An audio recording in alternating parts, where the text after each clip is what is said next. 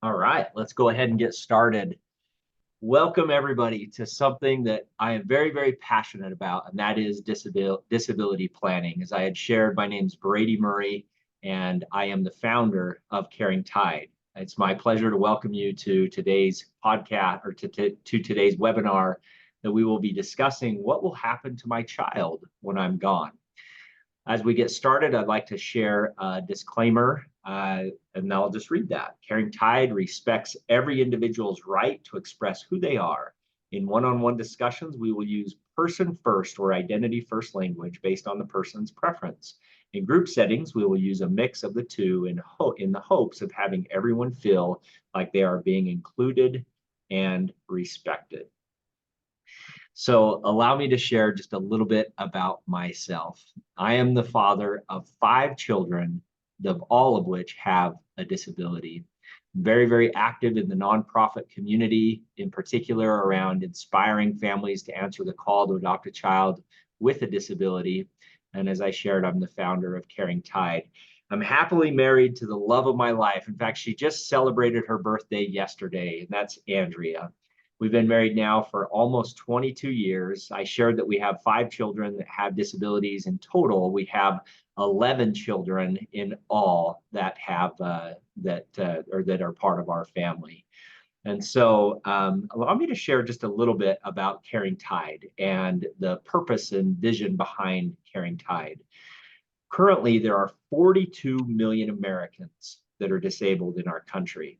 7 million of these individuals have a cognitive disability and are dependent on a caregiver. In my opinion, I honestly feel like this is the most overlooked demographic in our country.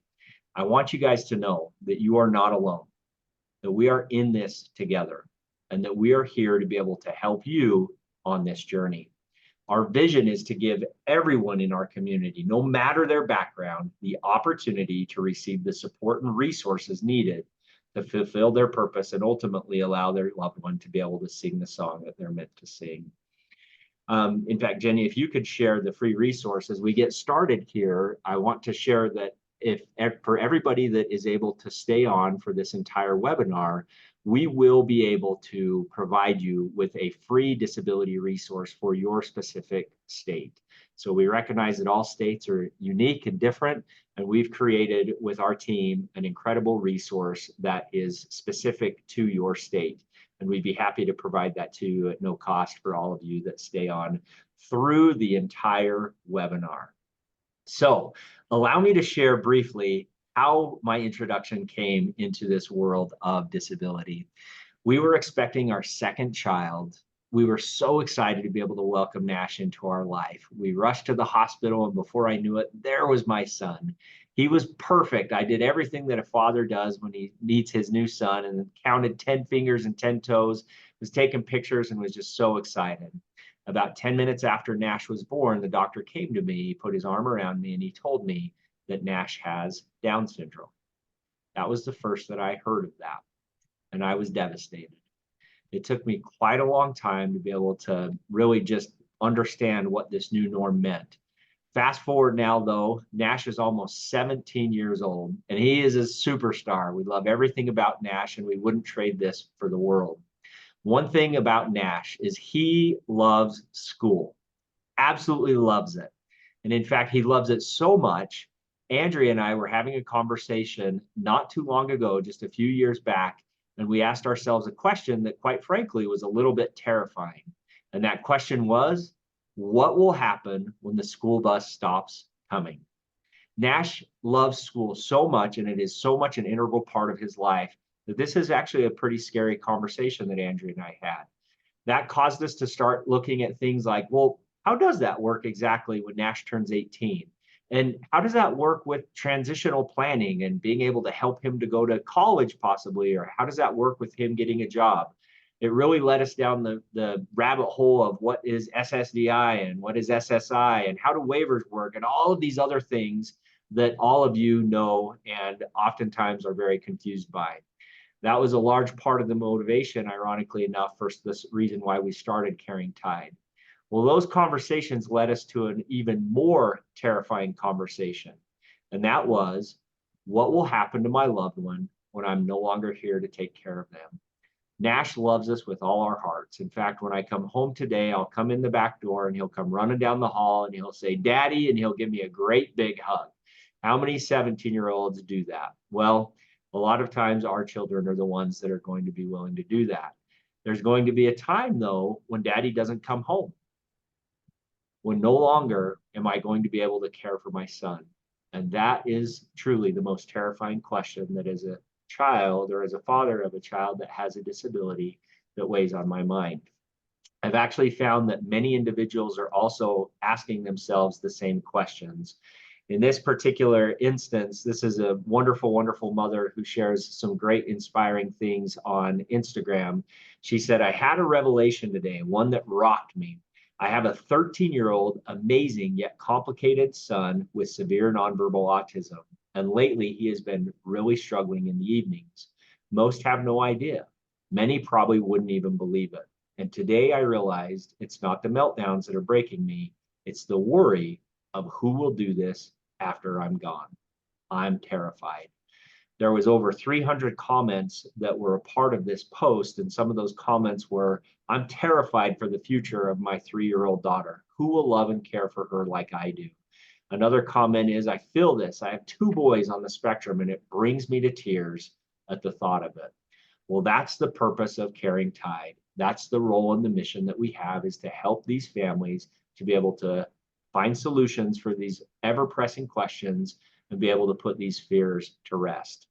It's now my pleasure to introduce our guest speaker, not our guest speaker, our director speaker. So Jenny Dopp is our director for Caring Tide. She is an amazing, amazing advocate for our community. She has a very tenured career in the special needs and disability planning space, and she is also a mother to a loved one who has a disability. So without further ado, thank you for all being here. And Jenny, the time is now yours. All right. Thank you, Brady. I appreciate that introduction. And I'm excited to talk with you today and address some of these things that are on all of our hearts, because as parents and caregivers, whether we're a grandparent, a sibling, or a biological or adoptive parent, these are all questions that we think about. And so this is my family, and you'll see Jackson there in a gray pullover sweater vest. Jackson is 23 years old. He'll be 24 at the end of the summer, and he has autism and also a chromosome duplication. And I found out about Jackson's disability when he was 5 months in utero. And we weren't really sure what this would look like. We thought it would probably just be some developmental delay. Well, it took until he was about 8 years old to finally get him diagnosed, when they finally mapped the genome and we found that chromosome duplication. And that started to explain some of the challenges that we had for him in his life. But I remember being with him in the hospital after he was born by emergency C-section. And I remember thinking, oh my gosh, what is junior high going to be like for this child? Because I knew he had some brain structure anomalies and there were going to be some challenges there. And so I was already thinking ahead to junior high. Well, now he's 23 and I'm really concerned about the questions that we're going to talk about today. And so here are the takeaways. We have 4 steps for you that we're going to address, and we'll make this really brief and succinct. We want to respect your time, but we also want to educate you about some possible options for you and your family. So here's the four steps, and the key takeaway is the key is to your child with a disability thriving long-term is to create a comprehensive care blueprint that combines legal protection, financial planning, and community supports. And without all 4, your plan will fail. So that's not to make it be a gloom and doom thing. It's just a fact. If I go through the steps and think I have a great person to take care of Jackson, and I've put aside money for Jackson, and I have all of these pieces in place for him, things can change unless I do it in a proper way, unless I do it in a legal way, unless I look long-term to see what his needs will be down the road. I don't have a crystal ball. I can't see every single thing, but as a mom and as a caregiver, it's my responsibility to try to look ahead as far as I can and be as proactive as I can. So today we're going to take you through this 4-step blueprint that's going to help you and your loved one and your family. And by, family, it could be just you and your child. It could be you and your partner. It could be, maybe you live with your mother. Whatever your family situation looks like, we can find options to help you. So the first step is to understand where you are. We have to take an honest look at where we are today. And it's not something that we have to be embarrassed about. All of us are in different stages of life.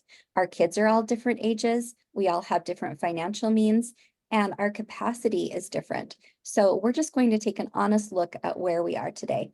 The second thing we're going to do is to perform an audit. And that's kind of a scary word. I always think of IRS when I think of audit, but this is actually a really good audit. I'm going to be able to work with you and help you take a look at what the great things you've done as a mom or a dad or a caregiver to really put things in place for your child. And then I can help you find those gaps and we can address those. So we're going to perform an audit. We're going to create a plan, a blueprint plan that will help you say, okay, what is the next right step for me? Because honestly, some days I'm white knuckling it with Jackson. If he comes home from his job and he's really stressed and somebody was mean to him, we're going to know about it and feel that tension in our home for the rest of the day. And so we can't do every single thing at once, right? We have limited capacity and bandwidth. So I'm going to help you identify your next right step. And then as soon as we get that done, we'll identify your next right step. So you have this entire blueprint or portfolio or plan that will help you stay on track, because this is something that's going to take you a minute to create. It just like, remember your very first IEP with your child, and you had to be introduced to it and you started to understand the process. And they gave you that booklet for the procedural safeguards that you're entitled to with IDEA legislation. It's kind of like that. We need to start at the beginning and help you understand what your next steps are. And I should add to that, some of you are further along in the process and maybe you only need a little bit of our help, but others of you are right there at the beginning with that first IEP meeting, and we can help you with that. And then the last step is get your house in order. And that is where everything comes together. We've gone through the audit, we've created the plan, you know what you need to do next, and now I'm going to help you do it. So let's start at step one. So understand where you are on that journey. We kind of like to think about it as like Disneyland, right? You walk into Disneyland your very first time and you're just overwhelmed with, like, I swear they pump like cotton candy through the speakers or something. The smells, the sound, the band, the Main Street environment, it's just all so much and you're loving it, but you're kind of overwhelmed. What should we do first, right? You look at that map. Which land should we go to first? So that's my job. I'm going to help you understand what you need to do first. But first we need to start at the beginning and understand why this is important. So if you'll notice on this timeline, these are different ages and stages of our loved ones' lives. A typical family that is not impacted by a disability or special health care need really has 3 strategic planning points in life. You're loving it as a newborn and you're in school until they graduate. And then at graduation, we're planning, okay, are we going to do a gap year? Are we going to a technical school? Is college in the cards for this individual? And then you're focused on yourself and getting yourself to retirement and then planning for your passing. And that's usually the 3 times that families do significant planning. There's always planning, moves or, relationship dynamics or things like that. But for sure, most people in life plan for these 3 milestones. Well, you'll notice in blue, all of the things that a family like mine has to address. 5 months in utero, this journey started with Jackson. So his first doctor's appointment with a specialist was the day I got released from the hospital after a C-section. And it was super fun and super comfy. I was loving life. And I'm being facetious and sarcastic there, but it was hard. And it started on day 1. And those specialist appointments have never stopped. And so all through these ages and stages, at 3 years old was the first time I strapped Jackson into a harness on a special education school bus. And boy, that was a knife to my heart. I'm releasing this child with significant needs who's nonverbal, and I'm trusting him to the school district to take care of. Junior high, as predicted, was really hard. Phone calls from the school every day. We had to plan for behavioral interventions, psychiatrists, medication, getting behaviors under control, and then of course graduation and his post-high program, and kind of battling with the school district to even allow him to go to a post-high program. He was able to continue until he was 22. Now we have employment secured for him. He works 3 days a week at McDonald's. And now we're also looking at caring for him long-term. And also, how much do I need to retire? Will I ever be able to retire? What does that look like for me and for for my husband, my partner. And then Jackson's death, we have to plan for that. I'm not sure if his own family, creating his own family will be in the cards for him. So at our local cemetery, I've already talked to them, and I know the process where I can purchase and prepay for his funeral plan. Like, I'm already looking at those types of things. So it's a lot for our families to try and navigate. These are some of the questions that we want you to think about today as we're going through this process. So where are we today? Where are you personally with your family? Where do you want to go? What does the future look like for you? What do you want to have in place for your loved one? And frankly, for yourself, because caregiver fatigue is real. And we have to put that oxygen mask on ourselves before we can also help our children and our loved ones. So we have to be mindful of ourselves and our needs as well. And all of us in this journey are selfless. We want the best for our kids and for our loved ones, but we have to be practical and realize what our capacity and bandwidth is. And then how are we going to get there? How are we going to make all of our visions and dreams for ourselves and our loved ones come to fruition? But also we have to remember, again, our families are different. I have 4 children. So Jackson's my second child. I have to remember, what do I want for my other children as well? Not just Jackson. He can't be my only concern. There's a difference between equality and equity, and I need to make sure that's addressed for all of my children. Yes, Jackson will probably need more resources down the road, and today he continues to need more resources every day. But I am mindful as a mother of my other children, and making sure as I think about these questions and these topics that I'm mindful of my other 3. So the second step is we're going to perform that audit. And what does that consist of? You'll see this circle, and it has 3 pieces in it. And we have disability resources, legal, and financial. And you'll see that it's a will, because this is never like a one and done process. Jackson is always changing. He has developmental delay on top of all of his other, the alphabet soup that all of us know, ADHD, oppositional defiance, ASD for autism spectrum disorder, all of the things, right? So his life and the way it looks for him is always changing. Right now, he's really interested, now that he has the employment secured, interested in expanding his social capacity and connections.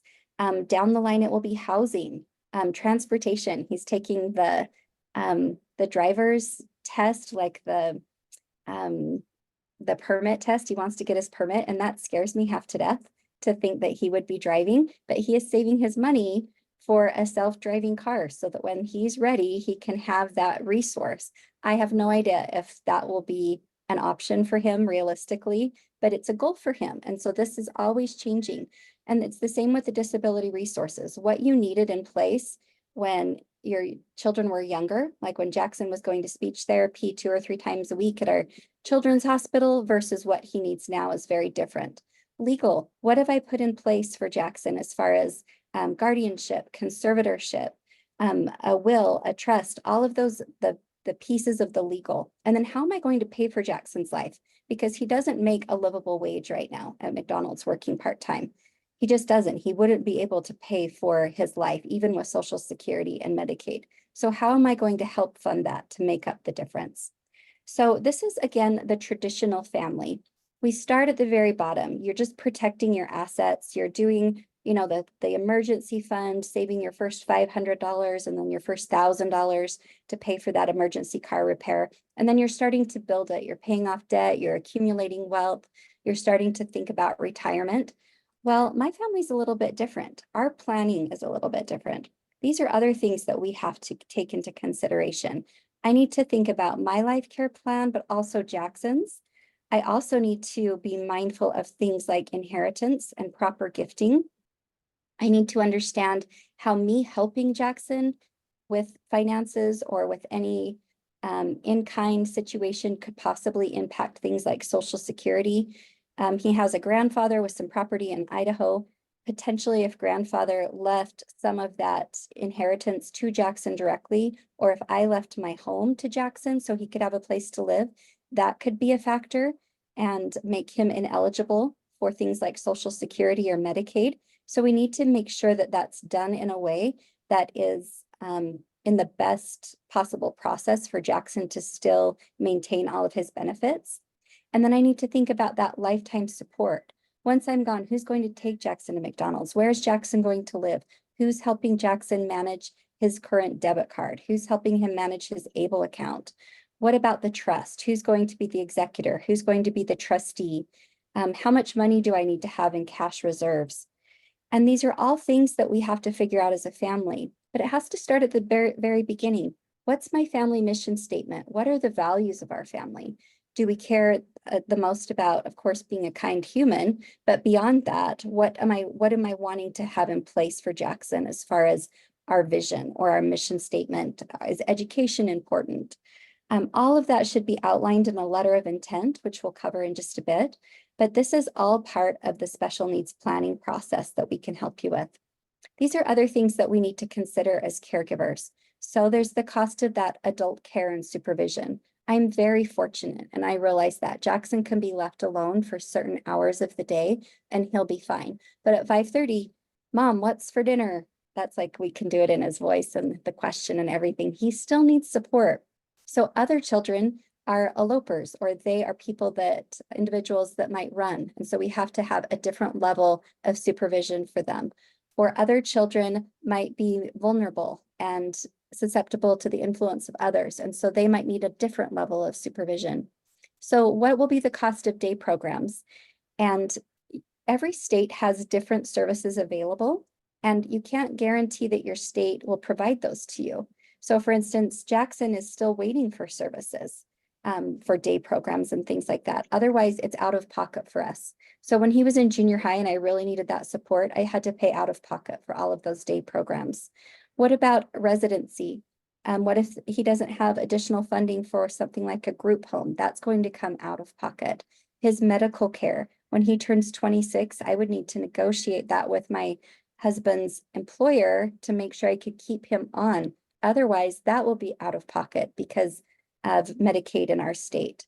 What about ongoing therapies, social skills therapies? Those were never covered for us by insurance.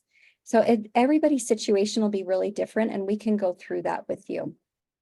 Overall, by far, the very biggest expense will be housing. And some of us have homes that we can potentially leave in our trust to our children, or the home can be sold and we can purchase something else for our children.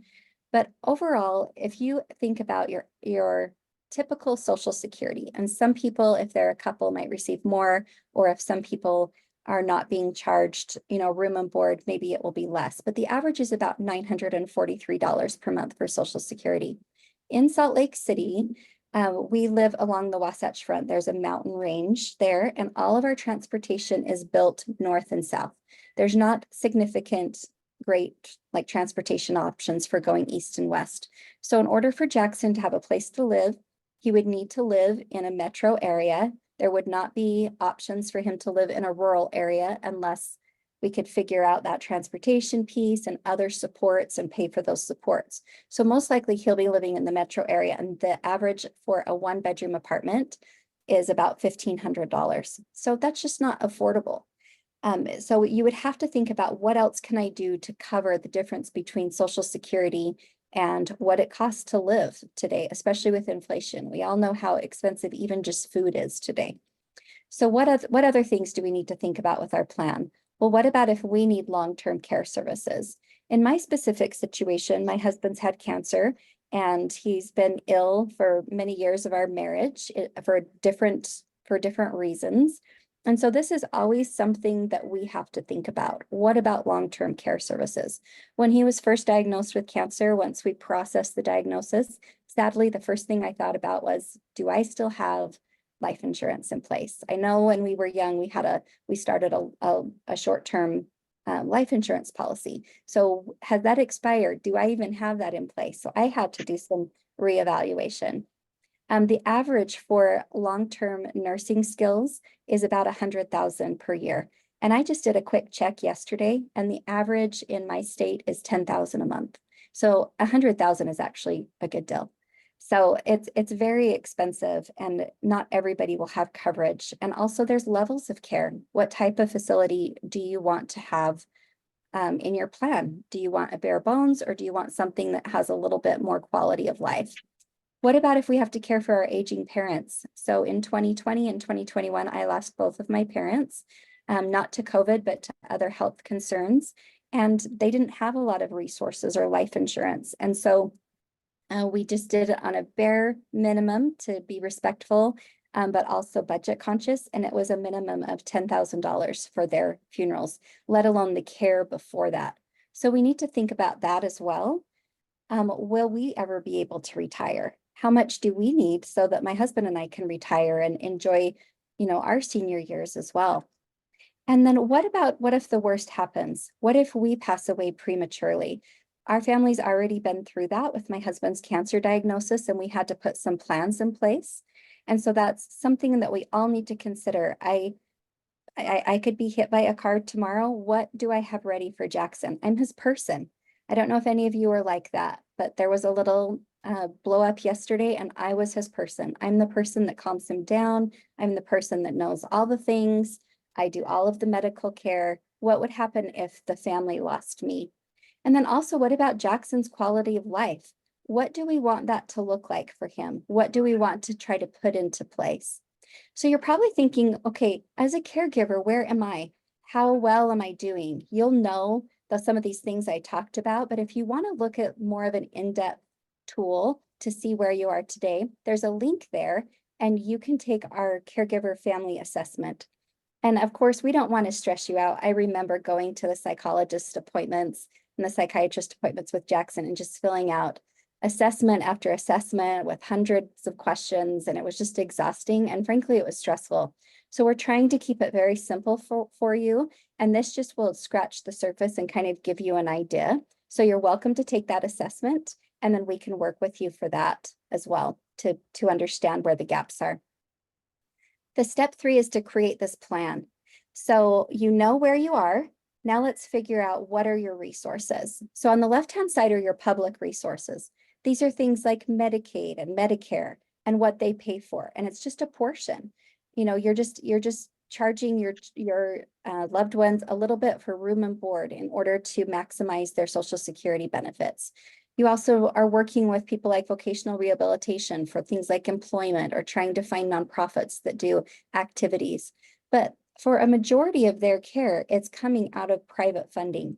So things that are not covered by Social Security and other waivers, like gifts. If Jackson has autism and his passion is politics, and he's on his phone all the time, monitoring what's happening with the courts, what's happening with current presidential races and candidates and all of the things. And then he has to come and, of course, tell me about it. So that's always fun. But if his phone died or his computer broke, those are necessities for Jackson. That sounds like a very first world problem, but in Jackson's, to regulate his nervous system and to keep his rigidity on track and all of the things that bring him peace, that's really kind of a necessity for him. Our family loves to take beach vacations. That's our happy place. Some people love Disneyland, some people love Europe, or even just going to their local, staycation place. But for our family, we love the water. And so I would want to build into my financial plan a beach vacation for Jackson every year, even if it's just, something simple, just something for Jackson to have that continuity. So how are we going to fund Jackson's life? So let's look at what that would take. Not one avenue is the correct way. It won't cover everything. It's got to be a comprehensive. You'll look at that pie chart there. We'll have the private assets from our family and my husband and I doing everything we can to prepare for him, but also Jackson's public benefits, Social Security, and eventually Medicaid, and when he's older, and then natural supports. Who do we have in Jackson's circle? This would be neighbors, siblings, other people from school that he still stays in touch with, his church community, whoever is in Jackson's natural support circle, and then also life insurance. And we think, okay, I have life insurance for myself, but do I have life insurance on Jackson? What about covering Jackson's burial costs? What can I tap into, whether it's an employment program and those are just minimal, like I said, it was 10,000 just to bury one of my parents. And that's the most that I can get from my employer. So if there's other things, what if there was a medical need that we needed to pay off as well? So Jackson would need his own insurance, and then I also need my insurance. So the biggest question, how much is enough? And to answer that question, it's going to be different for everyone. And I can help you go through that with your family and your situation. But let's just take some samples here. So how much is enough for this family? Right now we have Marty. He's 17 years old today, and his parents are 54 and 53. They want him to have about $4,000 per month to live on from his age 25 to the end of his life. And you hear $4,000 and that sounds like a lot of money, but remember, just the rent in Little Salt Lake City, Utah is $1,500. And then we have to think about caregivers, the financial analysts that will be helping Jackson, groceries, somebody to take him grocery shopping, all of the things that would go into Jackson's life. It would add up to $4,000 really quick. It will take about $3 million from when dad dies at the age of 85 to support Marty from his age at 48 to his age at 85. And you'll see there at the bottom, this is just assuming a 6% annual compound return on assets and inflation and how much Marty's getting from Social Security from dad and his retirement. Okay, so here's some possible funding strategies. So if you were to invest a lump sum today at $620,000, earning an assumed net of 6% every year, that could be an option. You could allocate via the estate planning any assets that could go into your loved one's trust. You could utilize that life insurance. And again, there's a variety of options. We have employer's life insurance, you have your private life insurance. There's a lot of different services that are available to you.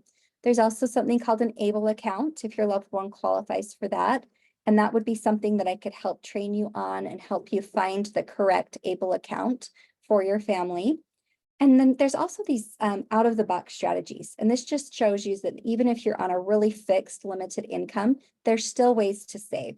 So things like debit cards. I have a debit card through my credit union and I can round up. If I spend $19.50 at the store on some groceries, I can take that last 50 cents and put that into a dedicated savings account.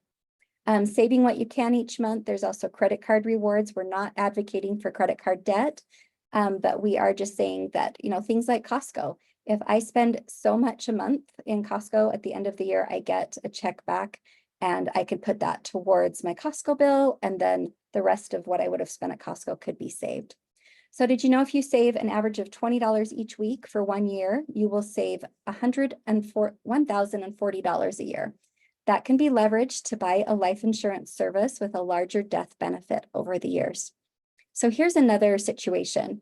Let's say that you're a family that has 2 income streams. Today, in today's world, a lot of people, both the mom and the dad or both partners, have to work. So Bob and Susan are both 35 years old and have 3 children. One of their children, Shane, has disabilities and needs lifetime support. So he has high needs. Shane is also 10 years old and they earn about $150,000 annually. So here are some things that Bob and Susan could do. They could make sure Shane is eligible for SSI and Medicaid. There's some different situations I could walk you through if you decide to work with me. If you haven't qualified in the past, we could look at to see the reasons why not. We could also look ahead to make a plan for when they turn 18 and they qualify on their own. You could also purchase group term life on both parents through your employers. You can also have a will and a revocable trust drafted with that supplemental needs trust for Shane. And so we can go through as I work with you and I can explain that process. We're not attorneys, right? None of us have, there might be some attorneys on this call and you might think, well, I already understand all of that, Jenny. Well, great. There's probably other pieces I can piece together for you to help you with your planning process. But the basic premise behind that is that all of our assets go into a trust. But if I were just to leave it like that, the assets would still go to Jackson, and then it would make him ineligible for those public benefits like Social Security and Medicaid. I have to make absolutely sure that not one asset goes into Jackson's name. It has to stay in the trust in order to protect Jackson. So Another tool to help us do that, to balance the funding between the special needs trust and easy access money for Jackson with a debit card, is an ABLE account. And again, if you work with me, I can explain all of that to you. They can also purchase a different type of insurance. It pays after the second parent dies. So in my situation, if I bought one of these policies, then it would fund me. And then after I die, we could put that into the trust. So that's another option. Again, you need to make sure that your trust is always the beneficiary for all of your assets. And if you have something like a 401k, I was working with a mom in Minnesota yesterday, and her 401k would not allow her to make the trust the beneficiary. And so by working with our financial planner, we had a workaround for that so that we could protect that funding for her daughter. And then also typically it can be less costly if we have that joint plan instead of two individual whole life plans. So those are, I mean, there's just so many options that we could work with you to figure out what's best for your situation. This is not an absolute list. Everybody's list will look different as far as what options are available to them. But this is the hardcore truth for everyone. Life is the great equalizer, right? Life and death. The hardcore truth is that we all have an expiration date on our mortality. We have three choices on how to handle that reality. We can deny it, we can ignore it, or we can plan for it. It's never too late. And so the sooner that we start, the better. And the more that those assets will grow. I mean, even just when I remember first starting to contribute to my 401k, and I was just kind of overwhelmed, like, oh, this isn't growing.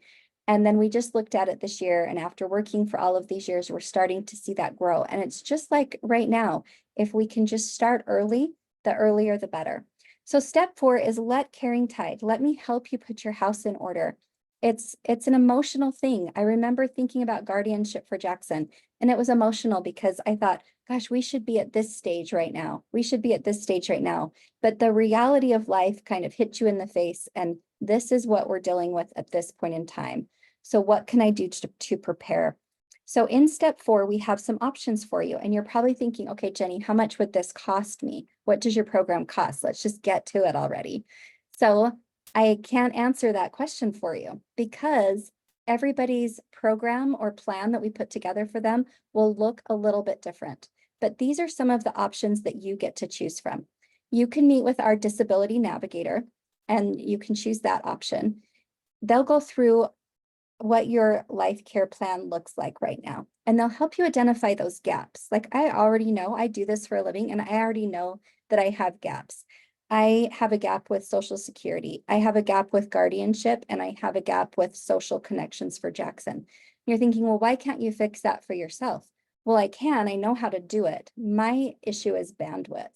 And also it's emotional. Like why Jackson has a foot in both worlds with guardianship, right? So I need somebody to sit down with me and help me say, you know what, this is your reality. This is what you need to consider. And so our disability navigators do that. And I do have Jackson on the track, on the right track, and all of those things are moving forward for Jackson. But it kind of takes some introspective assessment of yourself, and it's very helpful. It's just like when you sit down with the doctor and you explain all of the situations you have in your life, and the doctor kind of goes through it with you and says, okay, here are your options. What do you want to do? Okay, this is the next right step for you, or with your attorney or with your financial planner. That's what our disability navigator does. They also source things for you. I was working with one mother in California. Her daughter has a visual impairment, and she's really wanting to find art and music programs for people with vision loss. And so those are things that I can go in and find those for her in her community, because she does not have the bandwidth to do that. So your disability navigator catches all areas of your life and helps you find the next right step, or the gaps, the pain points that your family's experiencing. Maybe it's behavior, maybe it's respite care, whatever it is. The next step is meeting with Max, our financial planner. And Max is a person that works with families just like ours every day. And he understands the special needs that my family has to consider, or I should say the special considerations that my family has to think about. So it's not only looking at your income and your expenses, and again, there's no shame here. We're all working through this to try to find what will work for our family. So if you think, I don't want to meet with Max because I have this student loan debt or I have something else, Max looks at all of those pieces and helps you figure out a path forward. There are options for every family if this is your priority. There's also the tax planning benefits. We have to think what's going to be the best tax advantage for this funding coming in and also going out. And then the last step is meeting with our estate planner. The unique thing about Caring Tide is we have estate planning services for all 50 states. So whether you're in Alabama or California, I can still help you with your special needs trust. And the planning that we do for you is state specific. We consider those things like waivers and Social Security and how that's going to be a tool for your family. The last option that we have for you is a comprehensive life care. It's our premier planning process, and it incorporates all of those pieces that I just talked about. And so based upon what is the best need for you or the best ideal situation for your family, you can select the option that's best for you. The things that we cover again, just to recap, are the special needs trust. We look at the healthcare, the guardianship, education, employment, social and community, legal issues like guardianship, conservatorship, housing, income planning. How am I going to retire? And also understanding those ABLE accounts and how that can be a powerful tool for you as well. So let's review. We've got to understand where we are. We need to look at your resources. We need to do a checkup. Just like you go to the doctor every year or your kids go to the doctor every year, we need to do that checkup. You might have been doing the same thing and you don't know that something might be broken or that you're missing out on a resource. So let me help you with that.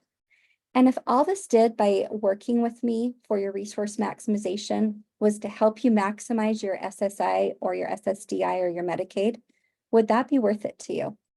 What about if all this did was to introduce you to new resources that you weren't aware of in your community, or federal resources, or to overcome gaps in your current caregiving plan? Would that be worth it to you? So step 2 is to perform that audit. So let's have you meet with Max, and he will go through and review all of your financials, your current funding levels, your current expenses. He'll take a look at what you have in place for your current life insurance, and he'll say, great, you're all set. Or he'll say, you know what, this was a great product, but now here's a better service that will save you money, and we can redirect that money to a different place. So he has great ideas. He's very creative, and he has an honest approach to this, saying, okay, this is what your family's looking at down the road. What can we do to plan for that and make it work within your current budget? So if all this did was to give you a financial plan for the future, would that be worth it to you? And our third step is that create a plan. We're going to put together your estate plan. Jackson is not allowed to have more than $2,000 in his name if he's going to maintain Medicaid for our state and also his Social Security when he has that. So I need to be very mindful and very careful about how I allocate that help to him and that funding to him. So we're going to identify what the current assets are. We're going to determine a way that we're going to protect those for Jackson, but also for my other children. For instance, when we put together my estate plan for my 4 kids, the youngest just graduated from high school. She will not get her state allocation until she's 25. I can also set it up to say, okay, I'm going to give you so much when you're 18 for college. I'm going to give you so much when you're 25 and you're wanting to launch. And then I'm going to give you the rest of your nest egg when you're 30, when you have the capacity as an adult to make really, wise decisions instead of blowing it in your 20s. I can decide how I want to set it up. And everybody's different. If you have specific ideas, you want to pay for this amount of education, or you don't want them to have all of their funding because you might be concerned about addiction and you don't want them to access that funding. We can look at all different ways that are the best fit for your family, but the most important piece is to protect Jackson's funding. I also have to be really mindful. You think, oh, don't worry, I'm just going to leave everything to my oldest daughter and she's going to manage everything. Well, what happens if my oldest daughter passes away? My oldest daughter also doesn't live in Jackson's same city. I also have to think about what if her family situation changes? What if her needs, financial needs change? Her her, how she's navigating her life. I can't ensure that Jackson is protected by depending on someone else. I have to build it into my estate plan in order to be the best advocate and representative for Jackson. So if all this did was to help you establish a special needs trust for your loved one, would it be worth it to you? So here are our 4 steps. We're going to understand where you are, perform an audit, create a plan, and we're going to get your house in order. We're going to use our 3 tools, and you'll see that it's a wheel because it's on and on, it's ongoing. I can change jobs, my husband could pass away. All of our needs are constantly changing. And so this is something that we'll want to review and make sure it's always up to date. And if all this did was to give you peace of mind, knowing that you have a plan in place for your child, would that be worth it to you? And so today I want to offer you this opportunity to meet with me. Here is a link that you can set up a consultation. And this is a benefit that will help you get a feel for what Caring Tide could do for your family. We are passionate about this. This is our mission. Brady has children with disabilities, and I have Jackson, who has significant disabilities, and then my 3 other children have, a spectrum of mental health between anxiety and depression. And so these are things I think about, and I live in this world every day, and I want families like mine to have these tools. And so you've made it to the end of our presentation. If you've made it this far, we have a record of you on our call, and we will email this out to you this afternoon, the National Resource Directory. And this is just, scraping the surface of what is available in your state. You may know about many of these resources, but there are probably some new ones in there for you for your state. And it's also important because families are, they travel and they want to find resources in another state, or maybe they're moving, maybe they're military based. And so they're moving around a lot. So this is very helpful. I also want to leave time for questions and answers, but I'm going to move to this screen so that you have that QR code that you can snap, and also the link to schedule a consultation. Normally this consultation is about $199, but because you were on this call today, I want to offer that to you complimentary. And so you can schedule that with me, and we can go through those 4 options that I outlined, and we can decide what's a good fit. You get to choose. If you already have your trust set up, that's great. We can review that for you and make sure it's comprehensive. If you already have life insurance, that's great. Max can review that with you and see if there are better services available. And then I can look at your plan as well and see where your pain points are and help you find solutions for that. So I'm going to stop sharing my screen. And let's see, Brady or Pete, did that consultation link make it into the chat? And I'll stop sharing and just take any questions that you have. I appreciate all of your time today. You can either put your questions in the chat or you can unmute.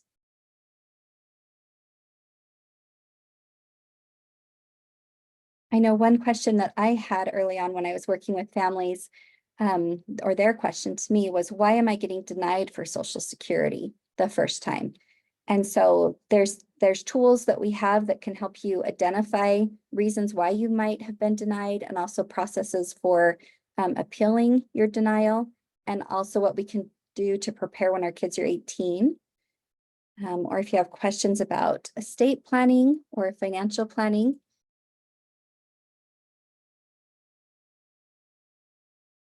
Okay, must have answered all your questions. Well, I look forward to seeing your appointments coming in. I hope you will utilize that offer that we gave you today for that free consultation. We're doing that because we know how important this is. And we want you to have these tools and these resources to help your family prepare. Okay, well, thank you for joining us. I appreciate your time, and I look forward to meeting with you.